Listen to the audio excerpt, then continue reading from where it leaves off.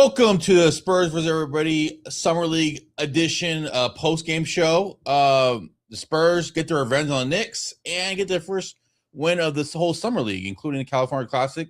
70-49 right there. Carter Bryant and Jacoby Gillespie combined for 33 points. It's pretty much all the Spurs, obviously the 33. Knicks only scored 49, so a couple people just needed to contribute for the Spurs to go ahead and take this one. But it was a good win. We saw some good things from players, specifically Carter Bryant, who had a comeback game after he was a little rusty in the first one. He got downhill, got to his mid-range. He did have a good idea about relocating, relocating for three ball. Overall, for Carter Bryant, this is obviously you want to see, is he too good for Summer League performance? And this was kind of it. Obviously, and basically in Summer League, you want to work on some things that you need to work on. And for Carter Bryant, that's his decision making and playmaking ability is going to have to take a leap in his on-ball creation. They want to see if he can get those things done. So he ran the offense at times. Mostly he was off ball. Some hit and miss decision making by him. He probably needs to take care of the ball a little bit more, but he also wants to push the envelope and see what he's capable of. He did make some good reads and good passes overall. But it's just going to be a work in progress. This is his second year. He's still got to figure out, the tendencies of defenses and what they're really looking for. Making those, not just the primary reads, but, looking off eye manipulation, looking for second reads, looking at forwarding the court. But overall, he was really good. He's really strong. He really got to his spots and rised up and made some tough baskets. Finished through contact, was really good. We saw a little bit in the regular season where he started to see other players bully their way, and Keldon, Steph Castle, Wimby even got physical at times. So Carter Bryant has taken that mantra on, and he's been physical, and he is a big physical guy that can bully. And I think it also helped having Tobias Harris along with Harrison Barnes to kind of guide him and help him along in those ways, obviously. And then he trains with the guard whisperer. So and we saw a little bit of the SGA bump from him on one of the mid-range shots. He was able to dislodge his opponent just enough with that off arm and then rise up to a mid-range shot. And you just want to see progress from him. I think that was a good performance from him. So after his performance, they talked to Corliss Williamson, and he basically said he was saying that Carter Bryant's probably done for Summer League. The plan was to get him 2 games. They're still going to talk about it, but it looks like he'll be shut down for Summer League after this performance. They said that they saw all they needed, and that's probably it for Carter Bryant. Jacoby Gillespie continues to be have a good feel for the game, can just knows naturally where to play, how to get to his spots, how to run an offense a little bit. He's really, just smooth out there. It looks a lot better when he makes shots than when he misses, but I thought he was very under control today. They didn't force a lot of shots normally, like his 16-shot performance on one of them. He got to his spots, rised up. Obviously, finishing is going to be an issue with him, and he's going to have to figure that out and how to do it. Obviously, the Spurs have relied on the floater game a little bit to offset some finishing things. And obviously, the mid-range shot is they teach that very much. Spotting up for him is going to be crucial because playing off, players are going to have the ball in his hands. He's got to be able to have the spot up.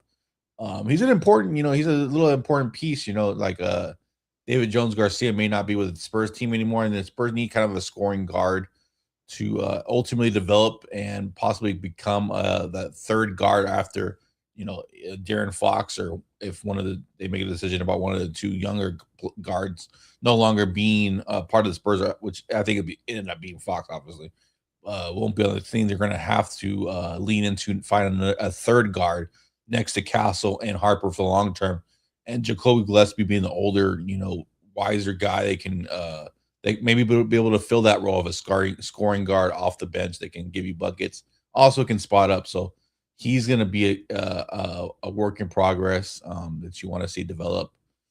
I think overall he just needs more strength in his legs. He's going to be more strength in the leg and just more upper body, a little bit more upper body strength.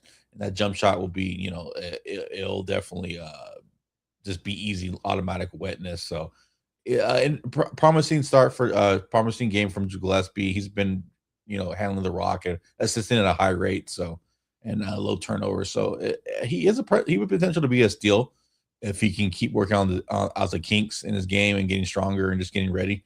That'd be a good find for the Spurs.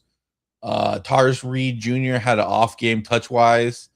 He still saw what he's capable of as far as rebounding, screen setting.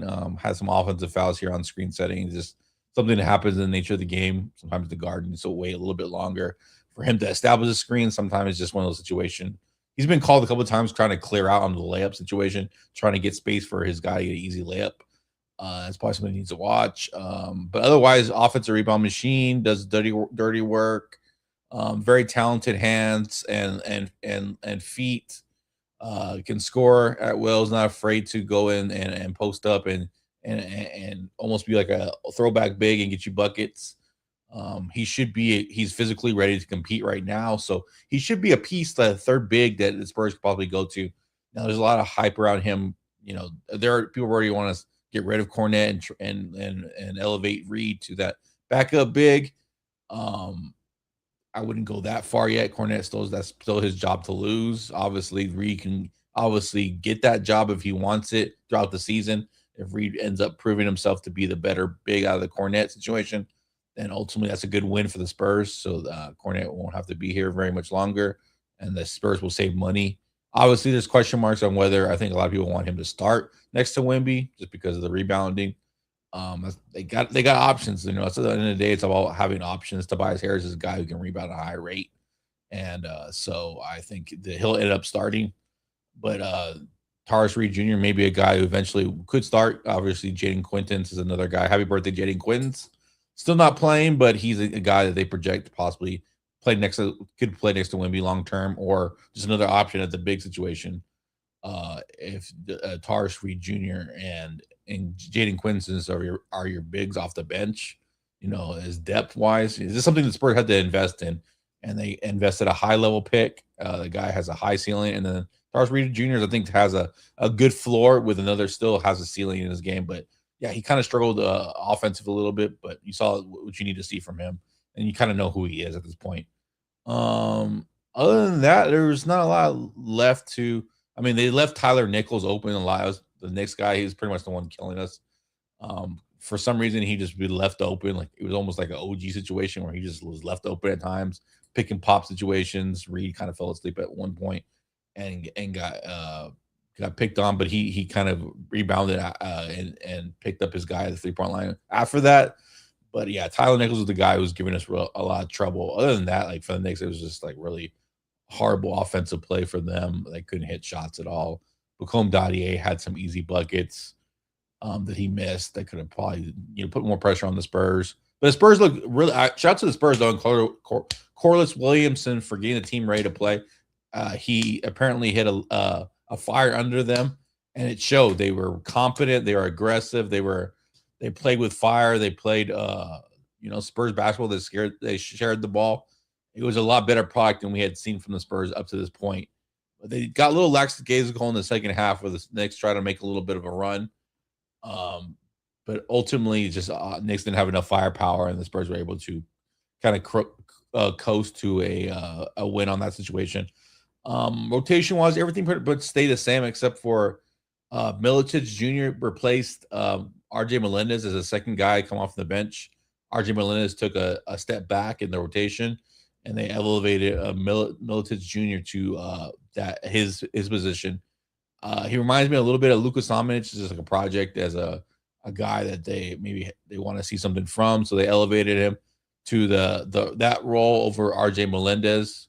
Even though Melendez had a 4-block game at one point, he wasn't really doing much. But other than that, everything pretty much stayed the same. Trying to think, we can look at the box score and really take a look at what happens in the game. Like I said, 2 of 9, Tars Reed Jr. Malik Brown continues to do what he does. He had 4 turnovers, not great, 2 steals, 1 block. Kind of forgot he was out there at times, but he ended up with 8 points. You kind of know what he is, 8 rebounds. You kind of know what he is. He's going to have to work on his shots to, fit at the 4 position, kind of a small ball 5 at times. It just gives you versatility. Obviously, if Carter Bryant develops and becomes a starter at one point in his career, Malik Brown could possibly back him up if he develops correctly. And the Spurs are hoping that he can provide at least some kind of depth to them. If not, I don't know if backup's a high ask for him, but if he can become the depth piece, that would be a good find for a second rounder for the Spurs. Emmanuel Miller just played terrible. He wasn't much of a factor in this game. Obviously, the backcourt of Jacoby Gillespie and Bryant would do the major damage. I mean, Carter Bryant shot 70% from the floor, hit both of his threes. 4 turnovers still, like I said, the question marks about is the decision making at times, just being too fast at times, sometimes being careless. It's all the markings of a young player, but he does need to value the ball a little bit more. And but it's summer league, he's trying to push himself. So 2 great chase down blocks for himself at one point. But yeah, you saw a little bit of the repertoire offensively. So it was good things from him. And he was physical, got downhill. They made it a point to get him an easy downhill basket and try to get him going early. That was the first play of the game. Off the bench, nobody really did anything. None 06. He was a kind of a guy that kind of did a little bit something the last couple games. Lee got 1 3, and that was it. RJ Davis, unforgettable performance. He's another guy that kind of helped the Spurs dominate. But it was good to see that we didn't need Nunn or RJ Davis to really, catapult the Spurs to a win, or even Reed for that matter, offensively. Jacoby Gillespie and Carter Bryant, provide the scoring punch. And those are the guys who the Spurs are invested in. Obviously Carter Bryant to a much larger extent with a, top a 10th pick. Jacoby Gillespie and Malik Brown are on 2 ways, but they're still invested in those guys to possibly play long-term roles with the Spurs as either depth pieces or second unit guys. So we'll be watching them long-term. For the Knicks, Diawari, Diawari. I can't if I say his name right. He was a guy that just got paid by the Knicks. And he's a guy that kind of gave me that little bit of a Pascal Siakam build a little bit to him, the way he moves and his size. He was just awful. He was hitting bricks. I mean, air balls at times. It was just very unimpressive performance from him. So that was kind of sad by Knicks standards. Liam Robbins was the guy that I had watched play and was interested by him coming out of college. He was physical and strong, but he didn't live up to anything. 5 turnovers, 0 points. Tyler Nichols, like I said, was the guy that we couldn't find at times. He was, played under control, played with himself. He was hitting, he shot 11 threes. I mean, he was definitely pretty much he was the main focus that we could not get a handle on. Dadier finished with 13 points. I'm surprised he scored that much. It was kind of a rough go for him. I think he got going a little bit towards the end, but it was another tough go. But somebody had to score, so they scored 13. Again, the Knicks only scored 49 points in the game. So, and then their bench, Jack. I'm trying to think if I remember him playing 77. Okay, yeah, Jack. He was hitting some mid-range shots. Saw a little bit of flashes from him. He was probably the one that, other than Nichols, that really kind of stood out for them.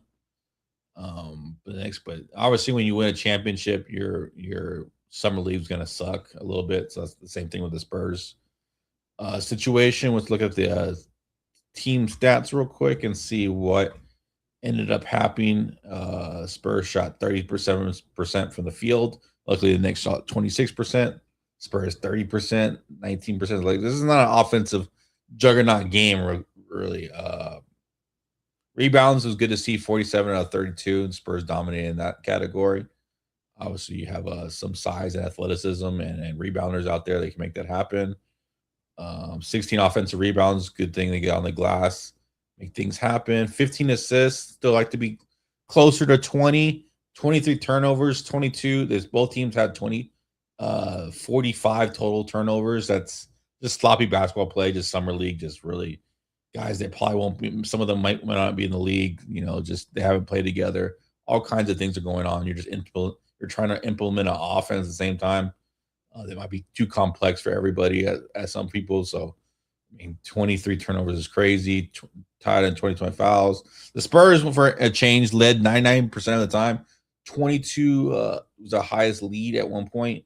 And so it was nice to see the Spurs coast to a nice win and see most of their guys play well. Obviously, you'd want to, the only thing was to see maybe a better Tars Reed Jr. game. But other than that, man, it was a nice little coast win for the Spurs. They needed it. That had been undefeated. They had lost 3 in the California Classic. They had lost the first one in the Vegas Summer League, and it was looking to like maybe the Spurs wouldn't win at all, but they ended up winning. So they're 1-1 technically right now. I think the next game is on Monday. I want to see. Let's see the Summer League special. Let me see the Summer League schedule for the Spurs real quick. I believe their next game is on Monday, which we should be able to cover that game a live watch along. Let's see, Monday. Let's see what that. Let's see, Tuesday, Wednesday, Thursday. Not on Monday. Oh wait, I was looking. Did I see the other side? They play Wednesday for sure versus Utah. I want to say they got to play earlier than that. Let's see. Maybe they play tomorrow. Yeah, they play tomorrow versus Milwaukee. I should be able to do a live watch along for that game. Obviously, the news is Carter Bryant will probably be shut down for the rest of Summer League. The plan was to get 2 games in. They pretty much saw what they wanted to see from him. They said they'll debate it, and maybe we'll see him sparingly for another game, or maybe he'll get another game on his belt. But it looks like the Spurs saw what they wanted to see. They'll shut him down and let him get ready for the regular season and the preseason, and get ready for that, which is, we don't need him to get injured or anything to happen because they have very big plans for him. Now, for this season, to step into a full-time rotation spot for him off the bench. And then his development, it will be key in the coming years for the Spurs, who need everybody in the league can use a versatile, athletic wing who can get you a bucket, 3-and-D kind of guy. Maybe he develops into something more. I'm not going to put limitations on anybody, but if he develops into a quality 3-and-D wing, it's a big win for the Spurs and development-wise. So we'll see that. But yeah, that is it for what really happened today. I'm trying to think of, obviously, Wemby signed his contract. Happy birthday, Jaden Quintins. Julian Champagnie at the game with his brother. He got a contract on his birthday, so shout out to him. And I guess we'll tune in next time. We didn't need to be this long of a show. We talked about what we needed to hit. And I appreciate everybody coming through. Make sure you like, comment, subscribe. Make sure Marshall's not here today, but make sure you go subscribe to Marshall on Twitter, on X, MarshallBest14. Make sure you like the video. Follow us on all social medias at Spurs vs. Everybody. And I appreciate everybody. And I'll catch y'all tomorrow at 8 p.m. for the Milwaukee Bucks watch along. All right. Peace.